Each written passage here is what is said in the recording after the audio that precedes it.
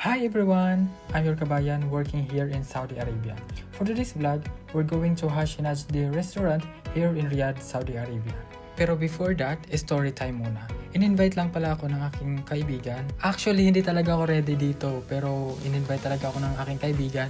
So, walang hindi. Pagkain talaga yun. So, ayun na nga. After ko mag-prepare, dali-dali na po kaming pumunta at nag-book lang po kami ng Uber para puntahan yung restaurant na yun.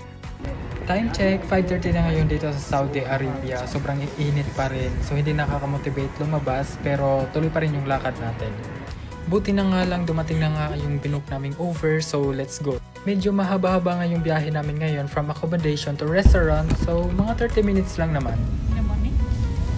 Oh my gosh, it's good. Say hi, Amira. We were like, where I get the Amira. Marine, like Marina Bay, the one.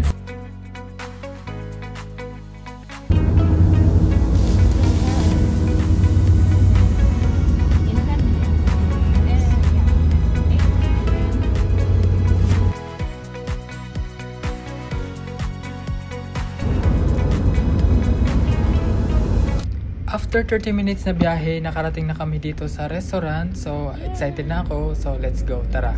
Alas. Cash? Yes. Give her the money and then she'll pay.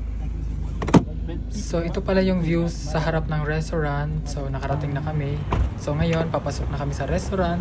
And ito po yung Hashi Najdi restaurant. Dito lang yan sa Darhat Laban, exit 34. Are you excited? Are you ready, brother? Yes. So, ito pala yung view sa harap ng restaurant. Malapit lang po siya sa highway. So, mas madali nyo po siyang mapuntahan. So, ayun na nga. Namimili na kami kung saan kami pipesto. Pero mas maganda talaga mas malapit sa window para mas feel yung view. So, napakaganda naman talaga ng view dito sa restaurant. Malapit lang siya sa highway. So, hindi siya hassle kapag pumunta kayo dito. So, what are you waiting for? Let's go here in Hashi Najdi restaurant. So, inayos na nga ng mga crew yung table namin kung saan kami pipesto para makapag-start na nga kami at saka nagugutom na din talaga kami dyan. So continue. The fish is like a pie. So then this one is like a pie but the size is more bigger. And after that they have depends on the meat. Sometimes there is mushroom and asparagus which is like vegetarian. Oh wow, she started again. At pagkatingin ko nga sa menu nila, naka-Arabic din, so hindi siya naka-translate sa English. Pero pag nakikita mo sa picture, mayroon silang jarish, burger, shawarma, salad at iba pa. Undecided pa nga ako, hindi ko pa alam kung anong orderin ko, kaya nagugas muna ako ng kamay. At ayun na nga, bumalik ako agad para makapag-order na din kami. Yung plano nga namin dyan is order na lang kami ng burger and shawarma. Alam nyo ba guys, lahat ng menu nila is gawa sa Hashi. So expected talaga pag pumunta kayo dito. Kasi almost lahat ng menu nila is gawa sa Hashi. Alam nyo ba guys, hindi talaga ako kumakain ng Hashi. As in, first time ko lang dyan na makatry. As in, legit talaga guys, never ako nakatry ng Hashi. Gusto ko rin din talaga i-try yung Hashi. Actually guys, in-invite lang talaga kami ng owner dyan para daw matry namin yung menu nila. Actually, kaka-open pa lang ng restaurant na ito. 2 months ago pa lang. So, kaka-open pa lang talaga nila guys.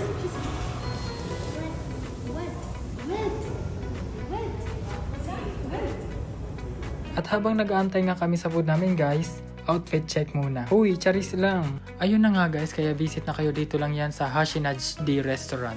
After 20 minutes nga guys, so nag-start na po sila mag-serve ng mga pagkain. So mayroon po dyan Hashi shawarma, Hashi signature salad, cold mizza platter, Hashi mini pizza, at iba pa. It's the hamajun. At ayun na nga guys, sinimulan ko na nga, kaya tikman na natin. Sa totoo lang talaga, na-curious talaga kung ano talaga yung lasa ng Hashi. Kaya as in legit talaga na first time ko talaga makatry nito. Kaya hindi ko talaga papalampasin, kailangan matry ko lahat ng mga menu nila. At ang bait nga ng owner ng restaurant na ito, as in pinatry po nila sa amin lahat ng menu nila. As in for free lang talaga yan guys. So next po nila sinerve itong Hashi burger with fries. Isa din tong sa mga nagustuhan ko dito sa menu nila, itong Hashi burger.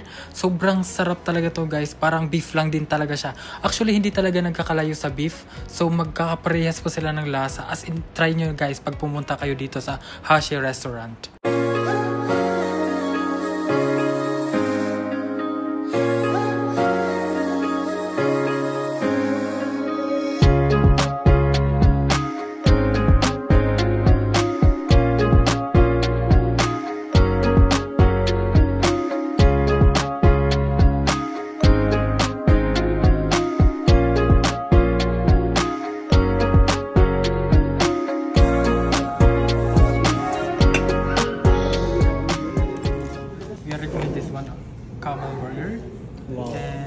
Yung mai-recommend ko po sa inyo guys, ito pong Hashi Burger.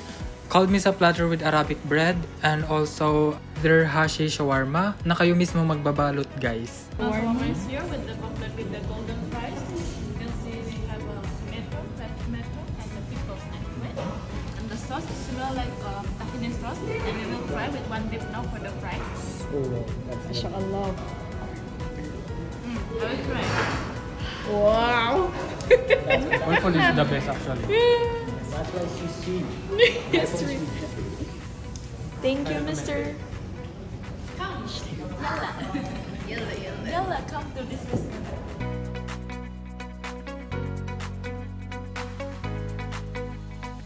Nakasya table natin. So ayun na nga guys, isa-try natin yung kanilang Hashi steak. So let's try it. So far napakasarap talaga ng Hashi. As in, hindi nagkakalayo yung lasa ng beef at saka Hashi. As in, yung pagkaluto talaga nila guys is parang hindi mo talaga mararamdaman na Hashi talaga yung kinakain mo. As in, nag-complement talaga yung barbecue sauce na ginamit nila guys. Kaya mai-recommend ko talaga itong Hashi steak nila guys. Sobrang sarap talaga, malasa siya. They lied me. They told you are coming, that's why I came. Even she. At ito din guys, yung mostly talaga na siniserve dito sa Saudi Arabia, itong cold mesa platter with Arabic bread. Sobrang sarap din talaga nito guys. Isa ito sa pinaka-famous na food dito sa Saudi Arabia guys. Next naman na itatry ko itong Hashi shawarma nila guys. Masarap din talaga ito. Itong Hashi mini baguette nila guys, sobrang sarap din talaga.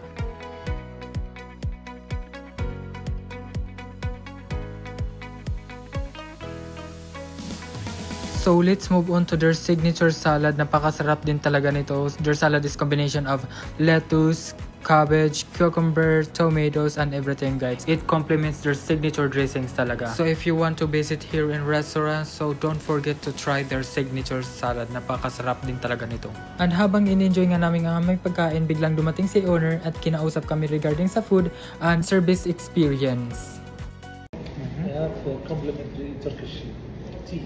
Amazing. Seriously, you like it? I like it. We almost finished. This is the first time with camel. Yes, this is my first time as well. The flavor is good. It's really good. It's Yeah. really It's been good. almost 9 months. I came to Saudi Arabia. This is first time that I'm Yeah. dining this one. Really. Ayun na nga guys, sobrang pasasalamat namin sa owner kasi nilibre lang talaga kami sa kanyang restaurant. Sobrang satisfying talaga ng mga food na sinerve nila para sa amin. Sobrang na-enjoy talaga namin mga pagkain dito. Even first time namin makakain ng Hashi. Na pwede din talaga pang alternative ito sa beef or sa ibang meat na ginagamit natin guys. At sa mga hindi pa nakatry, itry nyo na guys. Dito lang yan sa Hashi Najd Restaurant. At ang huling itatry ko nga itong Hashi burger nila. Sobrang sarap din talaga nito. Actually, hindi naman talaga nagkakalayo sa normal na burger na kinakain natin guys. Kaya itry nyo na. How's everything so far? How's the food? Very fantastic. How about you, brother? Wow, lovely, amazing. It's crazy. Something natural. Amazing. And you, my friend, how's the food? Perfecta.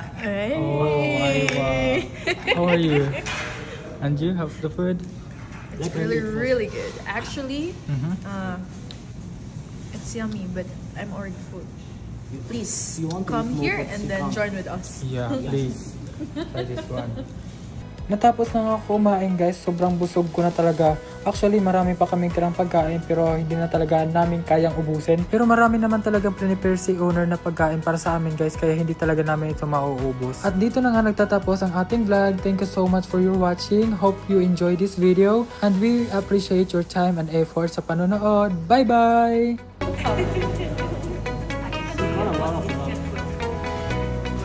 How's the experience by the way? Oh, you can say I have the last in my hand, which is a Turkish tea. And this is like a last farewell, but it's wonderful since beginning with the food and the tea. Wonderful. Thank you. Amazing. How's the experience? Yeah, it's really fantastic. You should come here. #Najd. Oh, Ranch Laban. how's the experience? Amazing, so amazing. Very nice food, very nice ambience.